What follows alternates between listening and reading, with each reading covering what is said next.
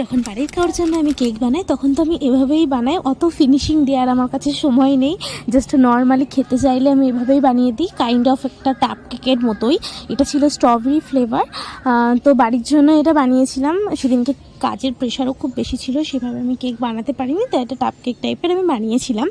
তো এখন যেই পরিমাণে কেকের মেটেরিয়ালের দাম বাড়ছে, মানে বাজার এখন পুরোই গরম, তবুও আমি সেম প্রাইসে এখনও সেল করছি। জানি না কতদিন করতে পারবো, কিন্তু আমি চেষ্টা করব সেম প্রাইসই মেনটেন করার। আর এখানে আমি কেকটা একটু প্রেস করে দেখাচ্ছিলাম যে কতটা সফট হয়েছে। এগুলো পুরোটাই এগলেস, আমার প্রত্যেকটা কেকই এগলেস, তাই আমি দেখাচ্ছিলাম যে এগলেস কেকেও কতটা সফটনেস আছে, কেকটার ভিতরে কতটা ময়েস্ট।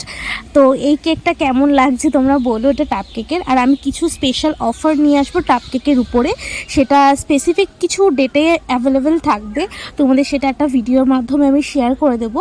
তো এই কেকটা কেমন লাগছে আমাকে অবশ্যই জানিও। এটা ফুললি একটা স্ট্রবেরি কেক ছিল, উপরে আমি প্রচুর পরিমাণে এই হোয়াইট চকো চিপস দিয়েছি, ভিতরেও দিয়েছি, তোমরা সেটা দেখতে পেয়েছো। পার্সোনালি স্ট্রবেরি ফ্লেভারটা আমার খুব একটা ভালো লাগে না, কিন্তু এটা আমারও ভালো লেগেছে, বাড়ির সবাইরও।